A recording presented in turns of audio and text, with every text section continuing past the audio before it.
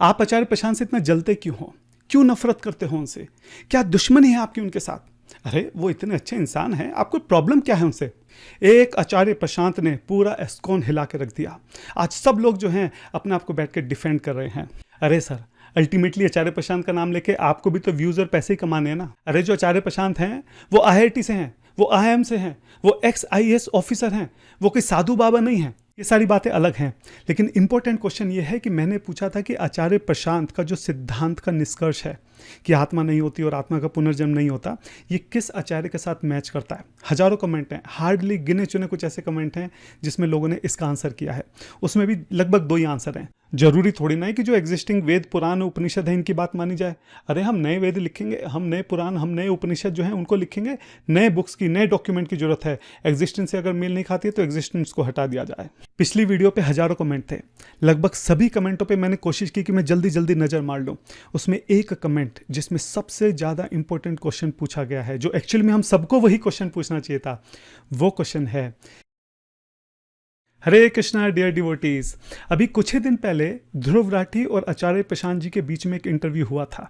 उसमें कई सारे मुद्दों पे बात थी। एक मुद्दा था कि अहिंसा का क्या मतलब होना चाहिए।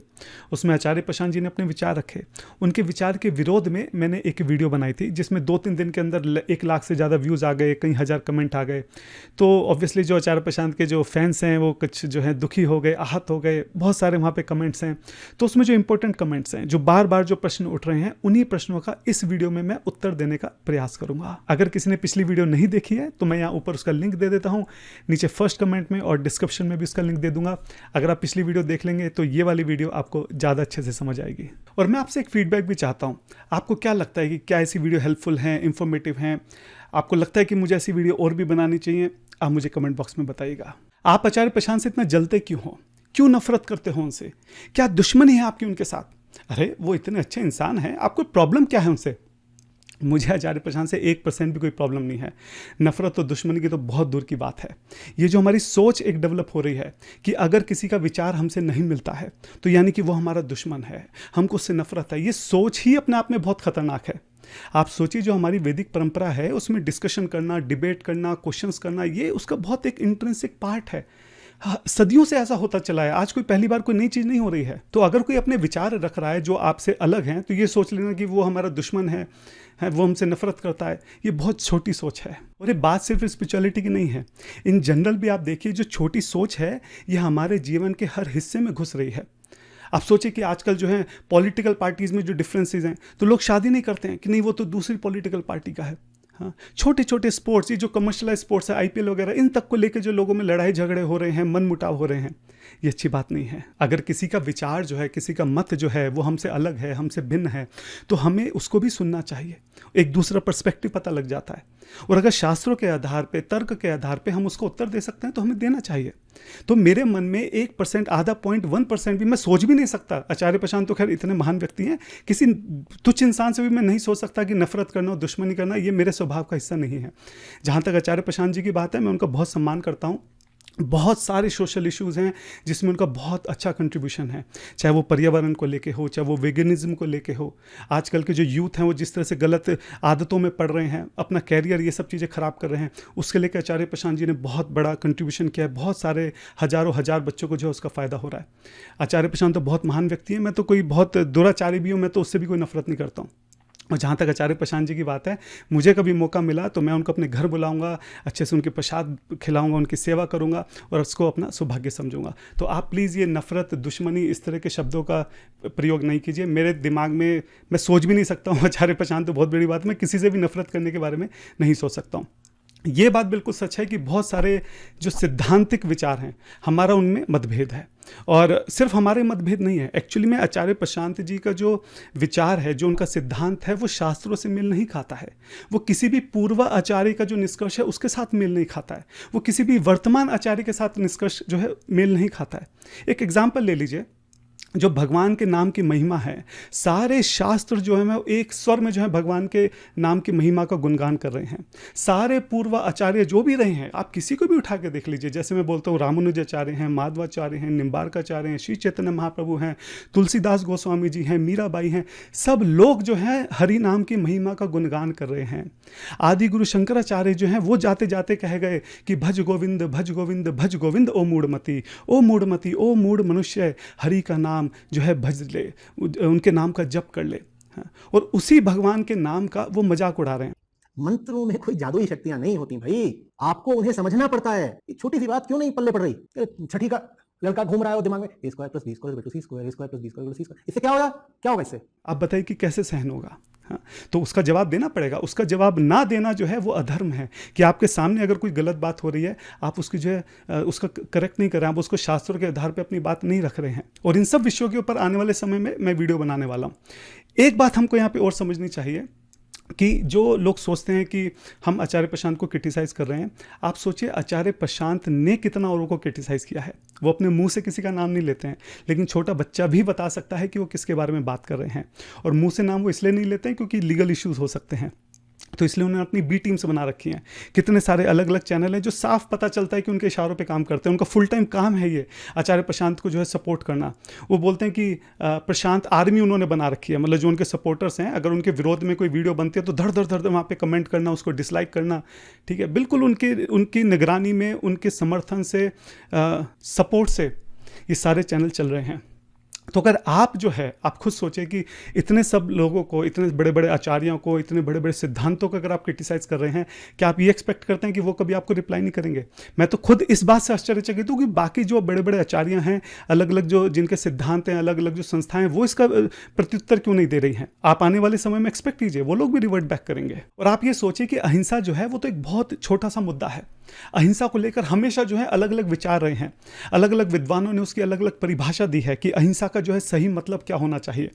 महात्मा गांधी जो थे वो एकदम एब्सोल्यूट और अनकंडीशनल अहिंसा के बारे में बात करते थे, मतलब कुछ भी हो हमें हमेशा नॉन वायलेंट रहना है। एक बार महात्मा गांधी से किसी ने पूछा कि भाई अगर आपके घर वाले के ऊपर कोई अटैक करे तो आप क्या करोगे? तो कहते हैं कि मैं जो हूँ सबसे पहले आके सबसे आगे खड़ा हो जाऊँगा और बोलूँगा कि उन तक पहुँचने से पहले तुम्हें मुझे मारना होगा। लेकिन तुझसे होगा क्या? वो पहले आपको मार देंगे, फिर आपके परिवार को मार देंगे, तो प्रॉब्लम तो सॉल्व नहीं होगी। इसी तरह जो इसके दूसरे एक्सट्रीम में है, उनका कहना है कि कोई तुम्हें थप्पड़ मारे इससे पहले उसका हाथ पकड़ के तुम थप्पड़ मार दो। अहिंसा का मतलब ये है। हाँ, तुम पहले किसी को मत मारो, लेकिन अपने आप को भी किसी को मारने ही मत दो। ठीक है, तो वो एक अलग पर्सपेक्टिव है। अगर आप संस्कृत के विद्वानों से इस बारे में बात करेंगे तो उनका कहना है कि हिंसा का मतलब वायलेंस। अहिंसा जो है वो हिंसा का अपोजिट हो ये जरूरी नहीं है। जो जब हम लगाते हैं तो हिंसा के अलग अलग मतलब निकलते हैं, 6 अलग अलग मतलब निकलते हैं। लगाने से क्या होता है कि हिंसा को कम कर दिया, मतलब जो भी वैल्यू है हिंसा की उसको कम कर देना, वो भी अहिंसा है। जैसे कि मान लो कि अगर किसी एक टेररिस्ट को मारा, उसको एक टेररिस्ट को मारने से 100 लोगों की जान बच गई, तो उस टेररिस्ट को जान से मार देना भी अहिंसा है।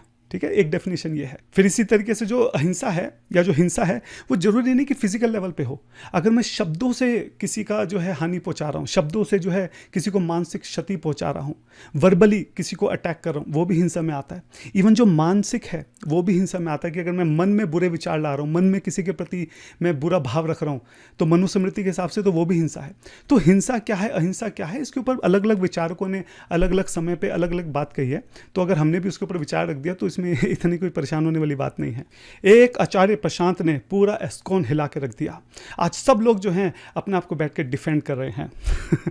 जो लोग इस तरह की बातें करते हैं, मैं एक बार क्लियर कर देता हूँ कि मैं कोई एस्कॉन का ऑफिशियल पर्सन नहीं हूँ, ना ही मेरा जो चैनल है वो एस्कॉन का चैनल है, ना मैं एस्कॉन में कोई लीडर हूँ, ना मैं मैनेजमेंट में हूँ, ना मुझे कोई वीडियो बनाने के लिए बोलता है, ना मैं वीडियो बनाने के लिए किसी से पूछता हूँ। मैं तो सिर्फ जो है अपने वरिष्ठ भक्तों से जो सुनता हूँ, जो शास्त्रों में पढ़ता हूँ, जो मुझे अच्छा लगता है, जो मैं खुद जीवन में उतारने का प्रयास करता हूँ, वो मैं इस चैनल पर आके शेयर कर देता हूँ ताकि बाकी भक्तों को भी उसका लाभ मिल सके। एस्कॉन जो है वो बहुत ज़्यादा बड़ी संस्था है, मैं तो बहुत छोटा सा एक सामान्य बहुत साधारण सा भक्त हूँ। जब मैं एस्कॉन के लीडर से बात करता हूँ, अभी पीछे मैंने कुछ बात करी आचार्य प्रशांत जी के बारे में, ज़्यादातर कुछ जानते ही नहीं कि आचार्य प्रशांत है कौन। ठीक है, वो अपने शास्त्रों में, अपनी साधना में इतने ज़्यादा बिजी हैं कि वो सोशल मीडिया पे क्या चलता है कोई अवेयर ही नहीं है। आप मान के चलिए, आप ये 5-7 डिवोटी जो सोशल मीडिया पे देखते हैं, ये कोई एस्कॉन नहीं है। 99.9% लोग जो हैं ज़्यादातर वो सोशल मीडिया पे है ही नहीं। वो अपने शास्त्रों में, अपनी साधना में इतने ज़्यादा एब्जॉर्ब रहते हैं कि दुनिया में क्या चल रहा है उनको कोई फ़र्क नहीं पड़ता है। अभी पीछे हमने शिला प्रभुपाद जी की 50th एनिवर्सरी मनाई थी। आप सोचिए कि उसमें 125 देशों से जो है अलग अलग डिवोटीज आए थे। वहाँ पे जो मोदी जी थे वो खुद आश्चर्यचकित हो गए देख के, वो बहुत खुश हो गए थे। उन्होंने बहुत तारीफ करी इस्कॉन की कि इतना बड़ा जो है प्रचार सनातन धर्म का पूरी दुनिया में हो रहा है। मोदी जी सोच रहे थे इतने तो मेरे बुलाने पे नहीं आए, जब उन्होंने योगा के लिए पूरी दुनिया से बुलाया था। तो इस्कॉन कोई आप 5-10 लोग जो सोशल मीडिया पे बैठे हैं, इसको आप इस्कॉन मत समझिए। एक आइसलैंड एक कंट्री है, वहाँ पे लगभग -20 डिग्री तक टेम्परेचर पहुँच जाता है, कहीं कहीं हफ्तों तक वहाँ सूरज नहीं निकलता है। वहाँ पर भी इस्कॉन टेम्पल है। और इस्कॉन जो है वो तो सिर्फ एक संस्था का नाम दे दिया शिला प्रभुपाद जी ने, क्योंकि पूरी दुनिया में प्रचार करना था तो एक ऑर्गेनाइज्ड वे में एक संस्था होनी चाहिए। जो वैष्णव है, जो गौड़िया वैष्णव है या जो वैष्णव सिद्धांत है, ये कोई 40-50 साल पुराना नहीं है, ये हजारों लाखों सालों से चला आ रहा है। ठीक है, हमारे आचार्य, अगर पूर्वाचार्य देखें, एक से बढ़कर एक बड़े बड़े विद्वान पंडित रहे हैं। आप जरा गूगल करिए जीवा गोस्वामी के बारे में, 4 लाख संस्कृत के श्लोक उन्होंने लिखे हैं, जिसमें उन्होंने सारे वेदों को, पुराणों को, उपनिषद को जो है एक्सप्लेन किया है। ऑक्सफोर्ड यूनिवर्सिटी में आज भी उनके ऊपर जो PhD होती है।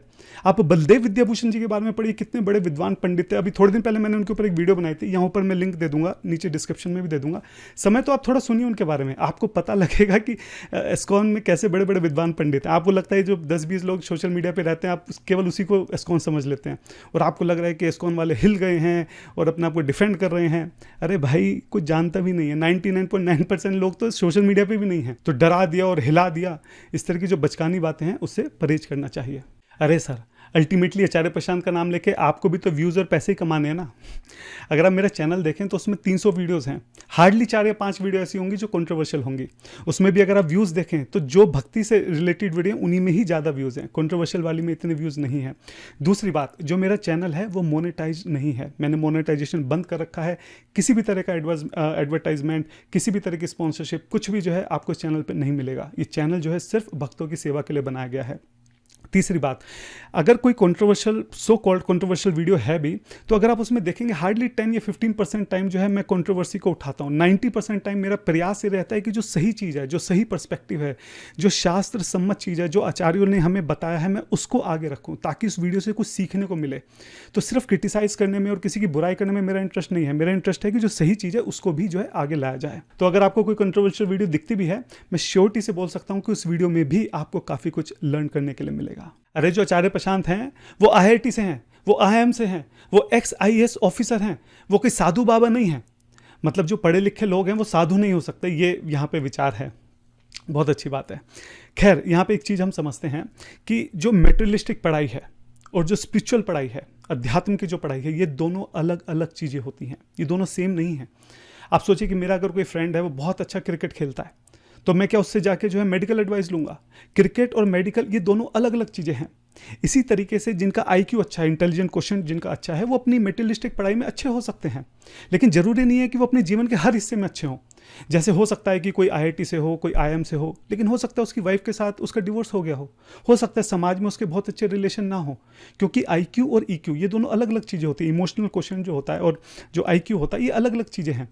तो कोई किसी का IQ अच्छा है इसका मतलब वो हर चीज़ में अच्छा ही जरूरी नहीं है। इसी तरीके से अध्यात्म को समझना कि मैं कौन हूँ, मेरे जीवन का लक्ष्य क्या है, भगवान कौन है, मेरा उनसे क्या संबंध है, ये जो सारी आध्यात्मिक बातें हैं, इसको कौन अच्छे से समझ सकता है? जिसका SQ लेवल अच्छा हो, स्पिरिचुअल क्वेश्चन जो है जिसका अच्छा हो। आप मुझे पूरी भगवत गीता में एक श्लोक निकाल के दिखाइए, भगवान कहाँ कह रहे हैं बात कि कोई बहुत समझदार है, बहुत इंटेलिजेंट है, बहुत बड़ा पंडित है, विद्वान है, कोई बहुत बड़ा संस्कृत का स्कॉलर है, वही मुझे समझ सकता है? कहाँ कह रहे हैं? इसके विपरीत भगवान बार बार इस बात को बोल रहे हैं कि जो मेरा भक्त है, जो मुझे प्रेम से समझना चाहता है, वही मुझे समझ सकता है।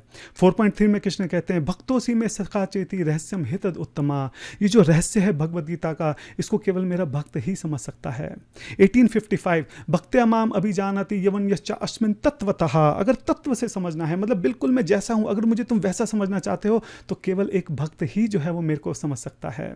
ददामि बुद्धि योगम तम ये न मामोपयन्ति। भगवद गीता 10.10 कृष्ण बोलते हैं कि ये जो बुद्धि चाहिए शास्त्रों को समझने की, मुझे जानने की, ये मैं खुद ही अपने भक्त को देता हूं, और इस बुद्धि से ही वो मुझे समझ सकता है और मेरे पास आ सकता है। अब मुझे बताओ कहां बोल रहे हैं भगवान की तुम्हें इंटेलिजेंस की जरूरत है? और आप खुद एक कॉमन सेंस भी लगा के सोचिए कि अगर इंटेलिजेंस पैरामीटर होता तो फिर भगवान को सबको इंटेलिजेंस देनी पड़ती, क्योंकि अगर इंटेलिजेंस किसी को नहीं दी तो ये तो पक्षपात हो गया। आपने किसी को इंटेलिजेंस दे दी, वो तो आपके पास पहुंच गया, लेकिन जिसको नहीं दी उनकी क्या गलती? वो तो बेचारे शास्त्र समझ ही नहीं पाए। ऐसा नहीं है। भगवान बोल रहे हैं कि जो मुझसे प्रेम करता है, जो मेरी भक्ति करता है, जो मेरे पास आना चाहता है, मैं खुद उसको बुद्धि दे देता हूँ और वो इन शास्त्रों को समझ के मेरे पास आ सकता है। और इसमें किसी के साथ पक्षपात नहीं है, क्योंकि प्रेम तो कोई भी कर सकता है। जो प्रेम करेगा भगवान स्वयं उसको बुद्धि देंगे। इसलिए आप देखेंगे कि अध्यात्म में बहुत पढ़े लिखे भी और अनपढ़ भी दोनों लोग होते हैं, और पढ़े लिखे और अनपढ़ लोग दोनों ही अध्यात्म में नहीं भी होते हैं। बहुत सारे IITian IIM से, बल्कि ज़्यादातर जो है वो नहीं है स्पिरिचुअलिटी में, कोई है, ठीक है, और ये हर जगह है। आप हमारे इस्कॉन में भी देखिए, बहुत सारे लोग हैं जो IIT से हैं, IIM से हैं, और खाली इस्कॉन में लगभग हर संस्था में होते हैं। इसमें कोई बहुत यूनिक बात नहीं है। और इसी तरह बहुत सारे IITian IIMs और बहुत इंटेलिजेंट जो लोग हैं, विद्वान हैं, वो हो सकता है अध्यात्म में ना भी हों। तो अपनी मटेरियल जो एजुकेशन है वो कोई इस बात का सबूत नहीं है कि आपकी स्पिरिचुअलिटी में भी आप अच्छे होंगे ही होंगे, या फिर स्पिरिचुअल सब्जेक्ट मैटर जो है उसको आप अच्छे से समझ लेंगे। और आचार्य प्रशांत जी भी इसको बहुत अच्छे से जानते हैं। मैंने उनकी वीडियो देखी है जिसमें बोल रहे हैं कि IIT IIM जो है वो सिर्फ एक टैग है लोगों को अट्रैक्ट करने के लिए, क्योंकि इससे लोग अट्रैक्ट होकर उनके पास आ जाते हैं।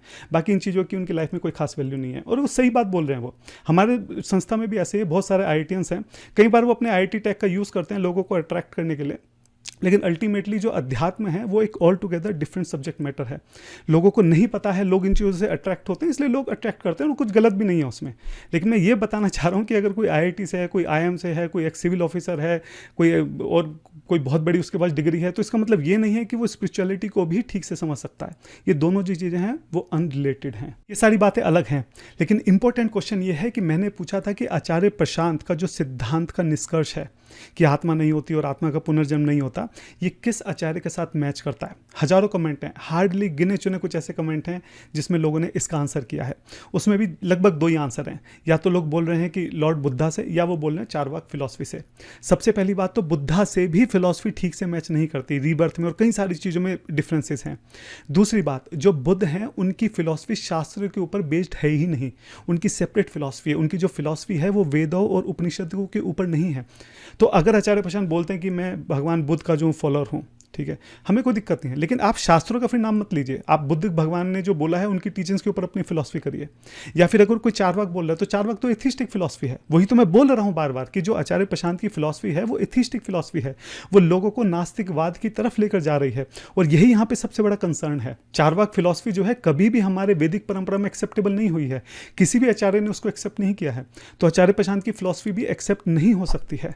मैंने जो प्रश्न उठाया था कि जो प्रशांत जी की फिलॉसफी है वो हमारे स्क्रिप्चर्स के साथ मेल नहीं खाती है, इस बात का उत्तर देते हुए कुछ नादान बच्चों का कहना है कि क्या हुआ नहीं खाती है, तो जरूरी थोड़ी ना है कि जो एग्जिस्टिंग वेद पुराण उपनिषद है इनकी बात मानी जाए। अरे हम नए वेद लिखेंगे, हम नए पुराण, हम नए उपनिषद जो हैं उनको लिखेंगे, नए बुक्स की, नए डॉक्यूमेंट की जरूरत है। एग्जिस्टेंस से अगर मेल नहीं खाती है तो एग्जिस्टेंस को हटा दिया जाए। ये जो इतने मासूम बच्चे हैं, इन्हें वेद क्या है, उपनिषद क्या है, उनकी क्या पोजीशन है, उनकी क्या इंपॉर्टेंस है, इस बात तक का ठीक से ज्ञान नहीं है। वेद उपनिषद जो पुराण है ये हमारे जैसे मनुष्य नहीं लिख सकते हैं, ये स्वयं भगवान के द्वारा दिए गए हैं। आप सोचिए कि हम कैसे नॉलेज लेते हैं, हमारे क्या सेंसेस, हम इन आंखों से देखते हैं, एक छोटा सा वेवलेंथ का स्पेक्ट्रम है, सिर्फ उसके अंदर देख सकते हैं, इधर उधर की कोई चीज़ हमें दिखाई नहीं देती है। इसी तरह हम कानों से क्या सुन सकते हैं, छोटी सी वेवलेंथ का रेंज है जो हम सुन सकते हैं। जो भी हमारे सेंसेस हैं, क्या हम देख सकते हैं, क्या सुन सकते हैं, किसको हम टच कर सकते हैं, ये सारे सेंसेस जो हैं बहुत लिमिटेड हैं, ये कोई परफेक्ट सेंसेस नहीं है। तो जो भी नॉलेज इन सेंसेस से हम अपने अंदर लेंगे या समझने की कोशिश करेंगे कि जरूरी नहीं है कि वो परफेक्ट हो। इसी तरीके से बहुत चीज़ों का हम जो अनुमान लगाते हैं, हम जानते हैं कि अनुमान गलत निकलता है। बहुत चीज़ों को हम अपनी बुद्धि से समझने की कोशिश करते हैं, बाद में वो चीज़ें गलत निकल जाती हैं। बात यह है कि ये जो शरीर हमको मिला है, इसमें जो भी सेंसेस हैं, जो भी हमारी बुद्धि है, जो भी कुछ है, वो परफेक्ट नहीं है। इसलिए जो भी नॉलेज इस सेंसेस से, इस बॉडी से हम लेने की कोशिश करेंगे, इस बुद्धि से लेने की हम कोशिश करेंगे, जरूरी नहीं है कि वो भी परफेक्ट हो। ये ऐसा जो है हम लोग साइंस में करते हैं, हम चीज़ों को ऑब्जर्व करते हैं कि दुनिया कैसे काम करती है, ठीक है, उसके ऊपर हम एप्लीकेशन बनाते हैं, और समय के साथ साथ जैसे हमारी लर्निंग बढ़ती रहती है हम चीज़ों को रिवाइज करते रहते हैं, नए नए वर्जन्स आते रहते हैं, उसमें इंप्रूवमेंट करते रहते हैं। ये प्रोग्रेसिव प्रोसेस होता है जो साइंस का है। लेकिन जो अध्यात्म है ये डिसेंडिंग प्रोसेस है, यानी कि जब भगवान ने मनुष्य को बनाया तो साथ साथ उसके साथ स्क्रिप्चर दिया। आप खुद सोचिए, ये कुछ सेंस है इस बात का कि भगवान जो है वो मनुष्य को बना देंगे बिना उनको बताए कि उनको क्यों बनाया गया है। कोई सेंस है इस बात को? कोई कंपनी भी छोटा सा प्रोडक्ट बनाती है तो साथ में मैनुअल बनाती है, उसमें पूरी इस प्रोडक्ट की इंफॉर्मेशन होती है। तो भगवान हमको क्यों बनाएंगे बिना बताए कि हमको बनाया क्यों गया है? तो जब मनुष्य को बनाया गया तो साथ में सारे वेद पुराण उपनिषद इनका भी जो है प्रकाश हुआ। वेद पुराण को व्यासदेव जी ने नहीं लिखे, व्यासदेव जी ने सिर्फ उनको लिख दिया है, वो पहले से भी एग्जिस्ट करते थे। अगर हम भगवद गीता देखें, चौथे अध्याय के शुरू में कृष्ण बोल रहे हैं कि तो करोड़ों साल पहले मैंने रिपीट किया था, मतलब करोड़ों साल पहले भी थी और तब भी रिपीट ही किया था, यानी कि उससे पहले भी। और उसी के आगे कृष्ण बताते हैं कि वो इस नॉलेज को बार बार रिपीट करते रहते हैं। जब भी ये नॉलेज लॉस्ट होती है वो फिर से इसको रिपीट कर देते हैं, फिर से उसको स्थापित कर देते हैं, धर्म की स्थापना कर देते हैं। मतलब कृष्ण जो है वो मेक श्योर रखते हैं कि हमेशा जो है वेद पुराण उपनिषद जो है वो हमेशा मनुष्य जाति के लिए अवेलेबल रहें। अगर हमारी बात शास्त्रों से मेल नहीं खाती है तो हमें अपनी बात को सही करना है, शास्त्रों को साइड में नहीं हटा देना है। शास्त्र जो है वो एकदम परफेक्ट लिखे गए हैं, आज तक कोई एक भी बात शास्त्र की जो है वो गलत साबित नहीं हुई है। जितनी भी रिसेंट जो साइंटिफिक डिस्कवरी हो रही है वो सारी शास्त्रों के साथ मेल खा रही हैं। शास्त्रों में जो भी चीजें मेंशन है या तो साइंस उसको प्रूव नहीं कर पाई है, और जो कर पाई है वो उसके साथ मेल खा रही है, उसके अगेंस्ट में कॉन्ट्रडिक्शन में कुछ भी नहीं है। तो जो शास्त्रों में मेंशन है वो एकदम परफेक्ट है। अगर हमें उसकी बात समझ में नहीं आ रही है तो हमें समझनी है। अगर हमारी अंडरस्टैंडिंग उससे अलग है तो हमें अपनी अंडरस्टैंडिंग सही करनी है, ना कि भी शास्त्रों को ही हटा देना है। ये बातें जो है इससे पता लगता है कि एक बेसिक स्पिरिचुअल अंडरस्टैंडिंग भी नहीं है। हम यही नहीं समझ पा रहे हैं कि शास्त्रों का, वेदों का, पुराणों का, उपनिषदों का क्या महत्व है। पिछली वीडियो पे हजारों कमेंट थे, लगभग सभी कमेंटों पे मैंने कोशिश की कि मैं जल्दी जल्दी नजर मार लूं। उसमें एक कमेंट जिसमें सबसे ज्यादा इंपॉर्टेंट क्वेश्चन पूछा गया है, जो एक्चुअल में हम सबको वही क्वेश्चन पूछना चाहिए था, वो क्वेश्चन है कि हमें कैसे पता चले कि कौन सही बोल रहा है। आप कुछ और बोल रहे हैं, आचार्य प्रशांत कुछ और बोल रहे हैं, एक बेचारा नॉर्मल आदमी उसको कैसे पता चले, तो कंफ्यूज हो रहा है कि दोनों अलग अलग बातें बोल रहे हैं। एक पैमाना क्या है, तरीका क्या है ये पता लगाने का कि कौन सही बोल रहा है। इसके लिए हमारे जो आचार्यगण हैं वो बताते हैं कि हमेशा तीन चीजें जो हैं वो आपस में सिंक रहती हैं, गुरु, साधु, शास्त्र। ये तीनों चीजें जो हैं हमेशा आपस में सिंक रहती हैं, इनमें कभी भी विरोधाभास नहीं होता है। यानी कि जो मैं अपने गुरु से सुन रहा हूं, जो मैं साधु से सुन रहा हूं, यानी कि जो और आचार्य हैं, पूर्व के जो आचार्य रहे हैं, वर्तमान के जो बड़े बड़े विद्वान हैं, आचार्य हैं वो, और शास्त्र जो स्क्रिप्चर हैं, इन तीनों में कभी भी विरोधाभास नहीं होना चाहिए। ऐसा नहीं कि मेरा गुरु कुछ और बोल रहा है, बाकी आचार्य कुछ और बोल रहे हैं, शास्त्र कुछ और बोल रहे हैं। अगर ऐसा है तो इसका मतलब कहीं ना कहीं गड़बड़ हुई है। अगर आप एस्कॉन को देखो तो जो एस्कॉन की फिलॉसफी है वो जितने भी वर्तमान आचार्य हैं या जो पूर्व के आचार्य हैं उन सब के साथ मेल खाती है, उन सब के साथ सिंक में है। छोटे मोटे ऊपर के डिफरेंस हो सकते हैं, हो सकता है कोई राम की भक्ति कर रहा हो, कोई शिव भगवान की भक्ति कर रहा हो, कोई राधा कृष्ण की भक्ति कर रहा हो, वो तो भगवान के अलग अलग रूप हैं। लेकिन जो कोर फिलॉसफी का है कि हम ये शरीर नहीं हैं, हम आत्मा हैं, भगवान कृष्ण या जिन भी नाम से हम भगवान को जानते हैं, भगवान राम वो परम भगवान हैं, हम उन भगवान के अंश हैं, हम उनसे प्रेम का संबंध रखते हैं।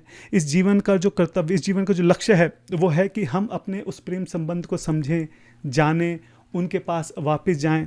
इसका जो तरीका है वो भगवान का नाम है, और जब तक हम ऐसा नहीं करेंगे अपने कर्मों के अनुसार अलग अलग योनियों में हम बार बार जन्म लेते रहेंगे। इस तरह की जो बेसिक कोर फंडामेंटल फिलॉसफी है उसमें कहीं भी जो है डिफरेंस नहीं आता है।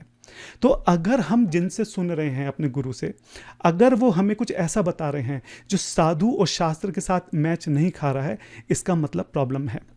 अच्छा, हमेशा सिंक में क्यों रहता है? ऐसा क्यों है कि जो सारी संप्रदाय हैं, जो सारे पूर्व आचार्य हैं, जो करंट जो वर्तमान आचार्य, सब लोग आपस में सिंक में कैसे रहते हैं? क्योंकि इन सब का शास्त्र पढ़ने का एक सही तरीका है जो शास्त्रों में ही बताया गया है। अगर हम भगवद गीता उठा के देखें उसमें 4.2 में कृष्ण बोलते हैं एवं परंपरा प्राप्तम। ये जो ज्ञान है एवं परंपरा प्राप्तम, ये परंपरा से प्राप्त किया जाता है। कहने का मतलब ये है कि जैसे एस्कॉन के फाउंडर आचार्य श्रील प्रभुपाद जी थे, एसी भक्ति वेदांत स्वामी महाराज श्रील प्रभुपाद। श्रील प्रभुपाद जी ने खाली अपने आप से शास्त्र पढ़ के उसको नहीं समझ लिया। श्रील प्रभुपाद जी अपने गुरु के सानिध्य में रहे, उनकी सेवा की, उनसे सुना, उनसे समझा, अपने प्रश्नों के उत्तर लिए और सही शास्त्रों का मीनिंग जो है वो उन्होंने उनसे समझा। ऐसा क्यों करना है? क्योंकि ऐसा करने के लिए भी कृष्ण ही बोल रहे हैं। भगवद गीता में कृष्ण बोलते हैं 4.34 में, तद विधि प्रतिपातेन परिप्रक्षेण सेव्या उपदेशन्ति ते ज्ञानम ज्ञानिनस् तत्वदर्शिना। जो तत्वदर्शी गुरु है उसकी सेवा में जाओ, वहां से अपने प्रश्नों का उत्तर लो। ठीक है, ये विधि है, जो विधि है ज्ञान को प्राप्त करने की, वो यही है कि अपने गुरु के समक्ष जाओ। इसलिए आप देखेंगे कि जितने भी हमारी परंपरा में अलग अलग जो गुरु होते हैं, अलग अलग संप्रदायों के गुरु होते हैं, कोई भी ये नहीं बोलता कि मैंने जो है पढ़ के अपने आप से समझ लिया। हर एक जना जो है एक गुरु के पास जाता है, उसके साथ समय बिताता है, उसकी सेवा करता है, उनसे शास्त्रों का अध्ययन करता है। आप एक छोटी सी मैं आपसे बात पूछता हूँ, कल अगर आप किसी डॉक्टर के पास गए, ठीक है, आपको कोई छोटा सा ऑपरेशन कराना है, ठीक है, आपने देखा कि डॉक्टर, और आपने पूछा कि आपने पढ़ाई कहाँ से की, वो कहेगा नहीं मैंने किसी कॉलेज से पढ़ाई नहीं की, मैंने तो अपने आप ही बुक्स को पकड़ के समझ लिया। क्या आप उससे अपना ऑपरेशन कराएंगे? अगर इस शरीर का एक छोटा सा ऑपरेशन आप किसी ऐसे डॉक्टर से नहीं करा सकते जो बोले कि मैंने किताबों को पढ़ के अपने आप से समझ लिया, तो ये कैसे संभव है कि अध्यात्म जो इतनी कॉम्प्लेक्स चीज़ है, इतनी सटल जो चीज़ है, वो किसी एक ऐसे जने के पास जाना जो कि मैंने अपने आप से चीज़ों को समझ लिया। अरे हमें कैसे पता कि तुमने सही समझा है, तुमने चीज़ों का सही मतलब निकाला, इस बात की क्या गारंटी है? और दूसरी बात, वो किसी के साथ मेल भी नहीं खा रही है। तो बात वही है, अगर आप एक छोटा सा ऑपरेशन किसी ऐसे डॉक्टर से नहीं करा सकते, तो आप अपनी आध्यात्मिक जिंदगी जो इतनी इंपॉर्टेंट चीज़ है, दुर्लभ मानव जीवन, मतलब करोड़ों जन्मों के बाद ये बड़ी मुश्किल से जो मानव जीवन मिलता है, इसको कैसे संभव है कि आप एक ऐसे इंसान के हाथ में देने के लिए तैयार हैं जो बोल रहा है कि मैंने अपनी बुद्धि से अपने आप पढ़ के जो है मैंने किसी चीज़ को समझ लिया? तो ऐसा नहीं होता है। और आप ये मत सोचिए कि कोई एस्कॉन के साथ विरोध है, एस्कॉन के साथ नहीं, आप किसी भी और आप आचार्य को उठाइए। कई सारे मैंने कमेंट देखे, लोग बोल रहे हैं प्रेमानंद बाबा जी को सुनते, आप प्रेमानंद बाबा जी से जरा पूछ के देखिए कि क्या ये सिद्धांत जो है उनके साथ मैच करता है। अंत में मेरा आप सबसे यही निवेदन है कि आप प्लीज़ इसको पर्सनल मत लीजिए। अगर आप ही मुझे अपना दुश्मन समझेंगे तो इस वीडियो बनाने का कोई फ़ायदा नहीं रह जाएगा। ये वीडियो मैं सिर्फ इसलिए बना रहा हूँ कि जिन लोगों को बाकी आचार्यों के बारे में, शास्त्रों के बारे में इतना नहीं पता, वो एक गलत फिलॉसफी में ना पड़े, वो एक गलत रास्ते पर ना निकल जाए, वो एथीस्ट ना बन जाएं। सिर्फ यही मेरा कंसर्न है। आचार्य प्रशांत के खिलाफ मेरे मन में 1%, आधा 0.1% भी कुछ नहीं है। ना मैंने उनके खिलाफ कुछ बोला है, मैंने सिर्फ सिद्धांत के खिलाफ, जो गलत सिद्धांत है उसके अगेंस्ट में मैंने बात बोली है, और वो मैं आगे भी बोलूँगा। और अगर आपके पास उसका कुछ जवाब है तो शास्त्रों के आधार पे, तर्क के आधार पे आप अपनी बात रखिए, कोई दिक्कत नहीं है, और हम भी फिर उसका जवाब देंगे। तो जो डिस्कशन है, डिबेट है, तो चलती रहनी चाहिए। जो सही रास्ता है हम सबको उसी पे चलने का प्रयास जो है वो करना चाहिए। पूर्ण पुरुषोत्तम परम सत्य भगवान श्री कृष्ण जो है वो हम सबको सही रास्ता दिखाएं, हम सबको शक्ति दें, ऐसी बुद्धि दें कि हम सब जो है सही रास्ते पर चल सकें। हरे कृष्ण कृष्ण कृष्ण हरे हरे, हरे राम राम राम हरे हरे, हरे कृष्णा।